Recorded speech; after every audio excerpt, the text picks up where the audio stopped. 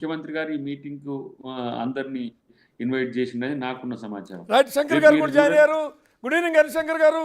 ఇవాళ సమావేశంలో అనేక అంశాలతో పాటు ఒక సామాజిక స్పృహ, సామాజిక బాధ్యత అనేటువంటి ఒక అంశాన్ని కూడా ముఖ్యమంత్రి గారు ప్రస్తావించారనేటువంటిది మనం చూస్తున్నాం.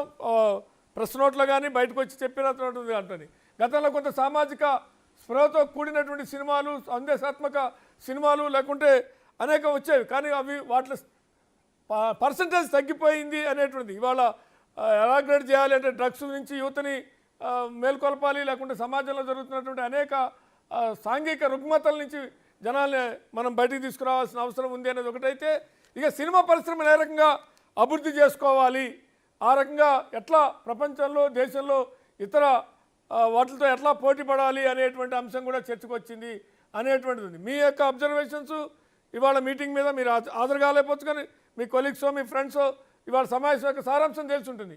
మీ అబ్జర్వేషన్స్ ఏంటి? ముందుగా పివి గారికి, ప్యానెల్లో ఉన్న మిత్రులందరికీ కూడా శుభ నమస్కారం. Thank you. అయితే ప్యారలల్ సినిమా అనేది, సమాంతరమైన సినిమా అనేది గత దశాబ్ద కాలం నుంచి, అంతకుముందు ఒక దాదాపు 2 దశాబ్దాలుగా దానికి ఒక అంకురార్పణ చేయకుండా ఉన్నదాన్ని చంపేసే ప్రయత్నం జరిగింది. ఎందుకంటే ఇప్పుడు సీఎం గారు ఏం మాట్లాడారు నాకు తెలియదు, బట్ మీరు ఇచ్చిన సమాచారం ప్రకారం సామాజిక పట్ల చూడగలిగిన చైతన్యవంతమైన సినిమాలు చేస్తే బాగుంటుంది అనే ప్రస్తావన చేశారని చెప్తున్నారు మీరు. అది చాలా ఆహ్వానించదగ్గ విషయం. సమాంతరమైన సినిమా ఉన్నప్పుడే అట్లాంటి సినిమాలు వస్తాయి. సమాంతరమైన సినిమాకి గౌరవము, దానికి వైబిలిటీ, దానికి ఒక ప్రత్యేకమైన ఆదరణ ఉన్నప్పుడు మాత్రమే వస్తాయి. మీకు 80స్లో 70స్లో 50s నుంచి మొదలు పెడితే సూపర్ స్టార్లు ఎన్టీ రామారావు గారు, అక్కినేని నాగేశ్వరరావు గారు, కృష్ణరాజు గారు, కృష్ణ గారు, ఇలా అనేక మంది హీరోలు, స్టార్స్ ఉన్నప్పటికీ కూడా సమాంతరమైన సినిమా అనేది బతుకుతూ వచ్చింది. 2 దశాబ్దాలుగా సమాంతరమైన సినిమా చంపబడింది. కాబట్టి ప్రభుత్వం దాని మీద దృష్టి పెడితే, మనం డ్రగ్స్ గురించి మీరు సలహాలు ఇవ్వండి, లేకుంటే బయటలు ఇవ్వండి, ప్రోత్సహించండి, లేకుంటే మీరు పార్టిసిపేషన్ చేయండి అనే అవసరం కూడా గవర్నమెంట్కి ఉండదు. ఎవరిని బతిమాలాల్సిన అవసరం ఉండదు, ప్రత్యేకంగా చెప్పాల్సిన అవసరం ఉండదు. సమాంతరమైన సినిమాకి గవర్నమెంట్ ప్రోత్సహించి, ఇన్సెంటివ్స్ ఇచ్చి, ఒక కళాత్మకమైన సినిమాకి సామాజిక అంశాలను సినిమాలని కనుక ప్రోత్సహించి థియేటర్లు దొరికి, ఆ థియేటర్లో వాళ్ళకు లాభాలు చేకూరే విధంగా విధానాలు నిర్ణయించబడితే, డ్రగ్స్ విషయంలో కావచ్చు, రుగ్మత అనేక అంశాల పట్ల అద్భుతమైన సినిమాలు చేయగలిగిన సమర్థత కలిగిన దర్శకులు, నిర్మాతలు ఉన్నారు. సో కాబట్టి వ్యవస్థలో, సినిమా ఇండస్ట్రీ వ్యవస్థలోనే, ఈవెన్ థియేటర్ వ్యవస్థలోనే, ఎగ్జిబిషన్ వ్యవస్థలోనే ఇక్కడే మీకో ప్రశ్న.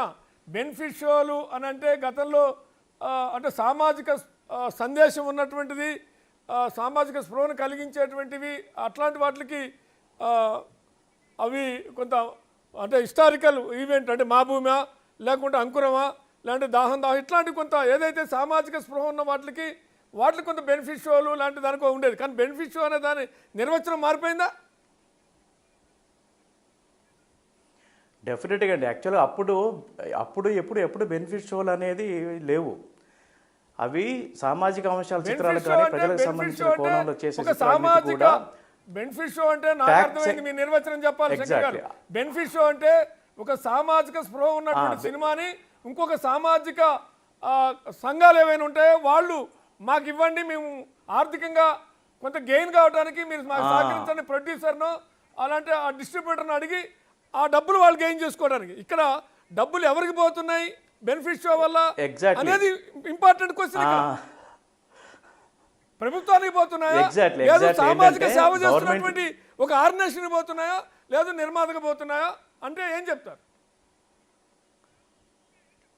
గవర్నమెంట్ ఏంటంటే ఒక మంచి సినిమాకి ట్యాక్స్ ఎగ్జెంప్షన్ ఇస్తుంది. ఆ ట్యాక్స్ ఎగ్జెంప్షన్ ఇచ్చినప్పుడు ప్రేక్షకుడికి, గవర్నమెంట్కి ఇద్దరు కూడా వైబిలిటీ ఉంటుంది. మంచి సినిమాని ప్రోత్సహించాలంటే ట్యాక్స్ ఎగ్జెంప్షన్ ఇస్తే 100 రూపాయల టికెట్ని 70 రూపాయలకి ఇస్తే ప్రేక్షకుడు వచ్చేసి ఆదరిస్తాడు.